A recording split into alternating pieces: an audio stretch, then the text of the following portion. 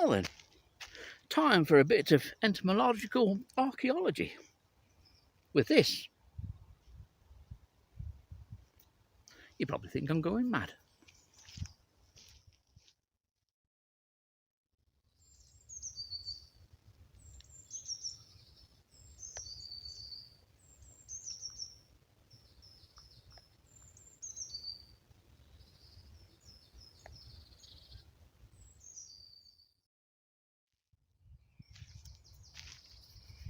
There's a lot of new subscribers, almost 100 new subscribers this year alone, so that's all very much appreciated, and welcome to this channel.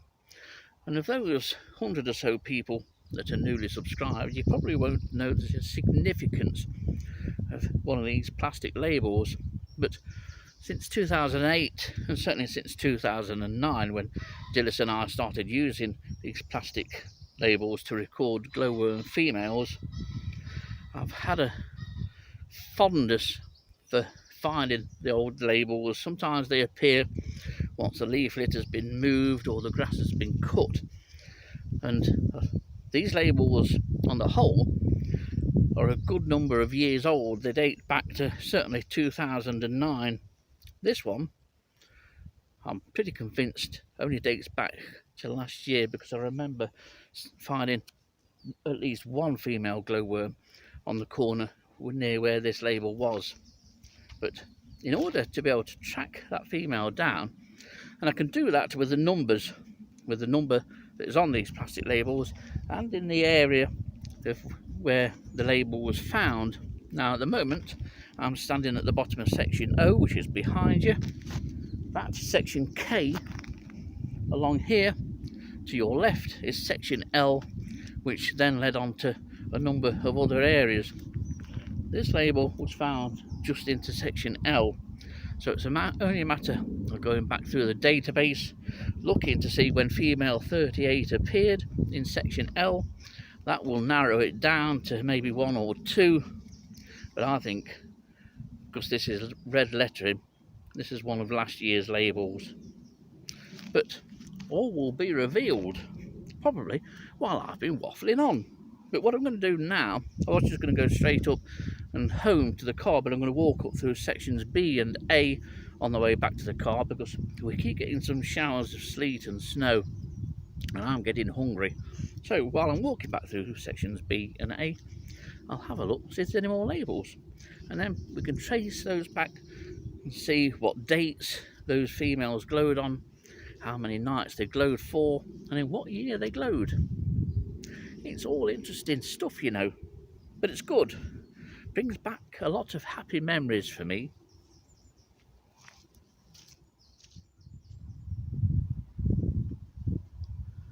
That's not me running up there, as you might have gathered. It's far too slow. But that's sections C and D.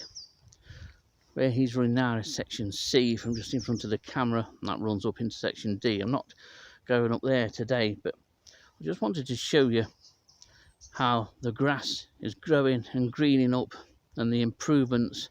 This is a better day for filming than when I came here about a fortnight ago and work was still being undertaken to remove many of the silver birch on the left of screen to open that area up once again.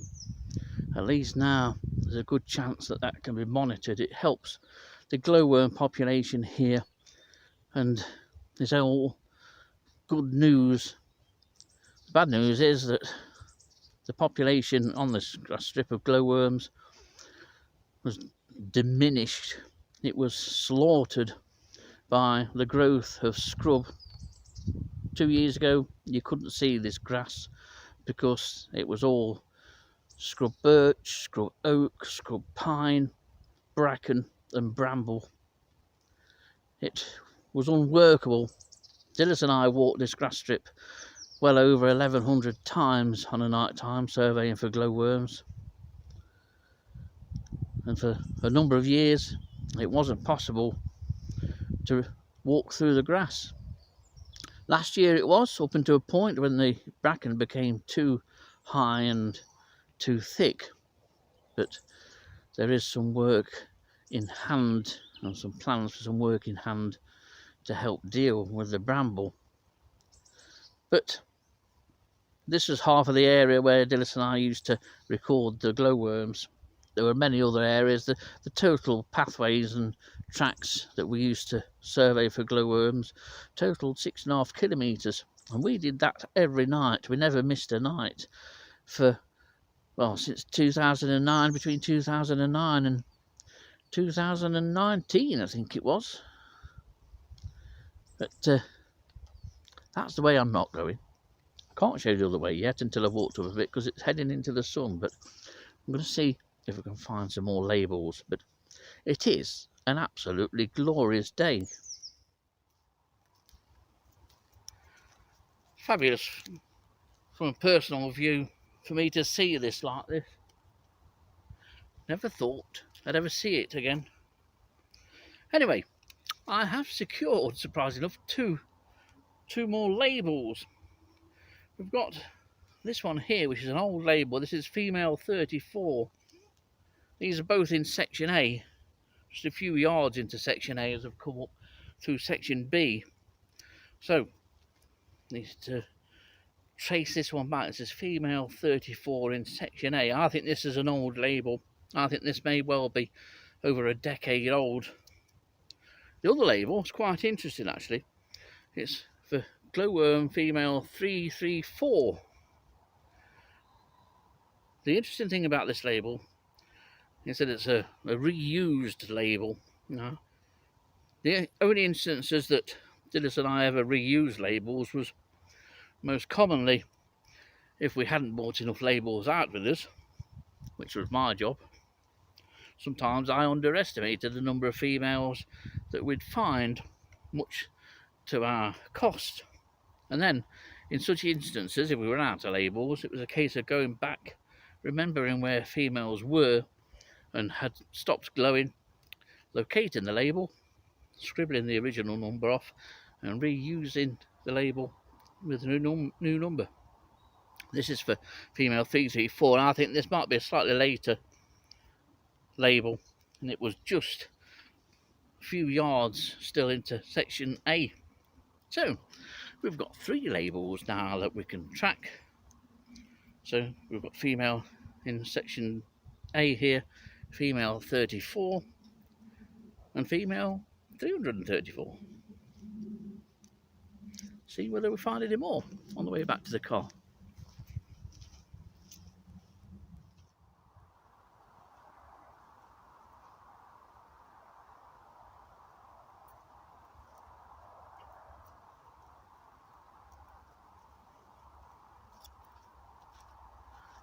Found another label, and this is definitely a very old label. This is for female 65.